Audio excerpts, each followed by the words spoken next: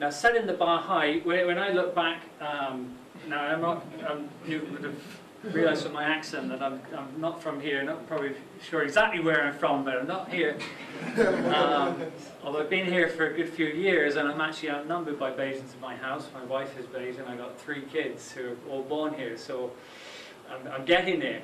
But when Ryan Brathwaite, on August 20th, 2009, won the gold medal for Barbados, I got goosebumps. I'm actually getting goosebumps right now.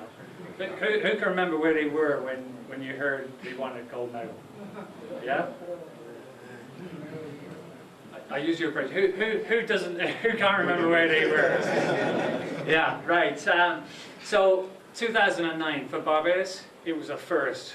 And at 21 years old, he was the youngest winner of that competition at the World Championships. Roll forward a year, another first. In fact, many firsts. This, don't mind it's a little yellow, but that's because it's been up on our notice board in Summit, and I kind of put it there so we all remind ourselves of what is possible for us in Barbados. It's a letter written by E. Jerome Davis into the Advocate on Wednesday, January the 5th of this year. Now, I'm just going to quote a couple of things in here, but he basically goes through some of Rihanna's major achievements in 2010.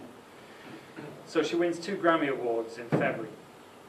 She becomes the first female of the decade to chart 6 number 1s. She sets a record of number of hits on YouTube, 6.6 million hits in 24 hours. In November, she landed her 8th number 1.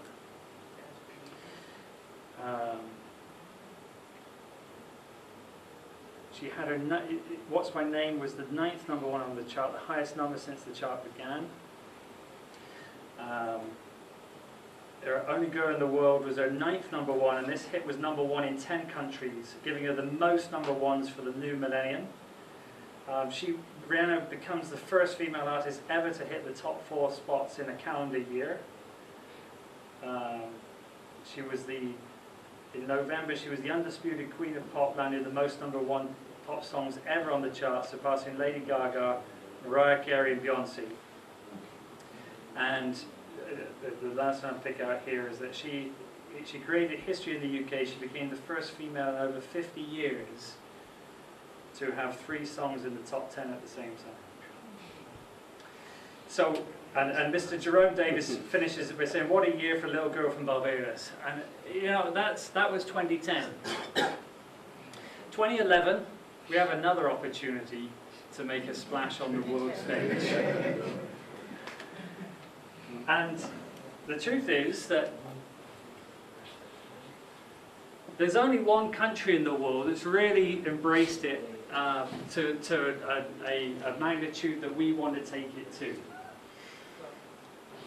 A place called Estonia, and before I left the office I had to check actually where Estonia was. And I can tell you that it is the west of Russia, the south of Finland, it's north of Latvia, and it's on this, I think it was the Baltic Sea that it's adjacent to. So my apologies if anyone has any Estonian heritage or linkage, but Estonia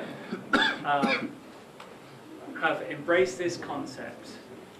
And I feel that a country like Estonia, who have a similar GDP per capita, ours is 21, theirs is 19. In the World Economic Ranking, they're 33, we're 43.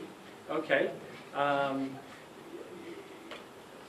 They have got 1,100 hotspots, and they claim to have coverage across the country, although we still sort of investigating that. But we still have the opportunity to certainly be the first island in the world to have island-wide free Wi-Fi.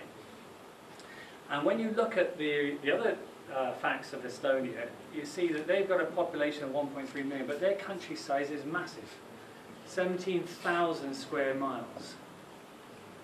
There's one thing about Barbados that really does make this doable, right?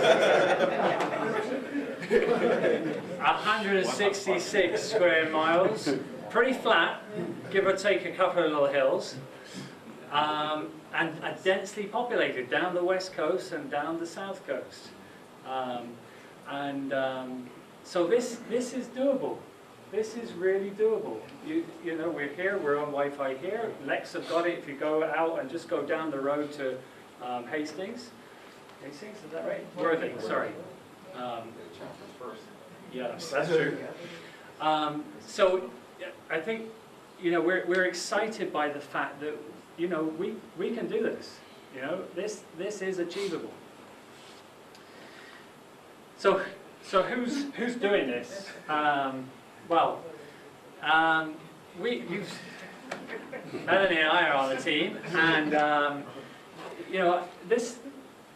Just to give you the background, we came together at the summit last November, and I've been involved in BEBR and ICAV, and you know, BEBR has its, you know, you can kind of tell BEBR members, you can certainly tell like accountants. But this team is multi-skilled, and then certainly at the summit there are about 300 people there, cross-section of society in Barbados, who are really really passionate about entrepreneurship and seeing Barbados succeed. And from that, people volunteered and said, yeah, you know what, we can do this Wi-Fi, I want to be part of this. And we've got Shannon, who is a training engineer at Barbados Light and Power, but he's also the creator of Wi-Fi Spotter, and I'm going to hand over to him in a minute to talk you through that. Chris, we've already introduced. Corey Graham, 2.0, yeah, he's like, don't forget the 2.0.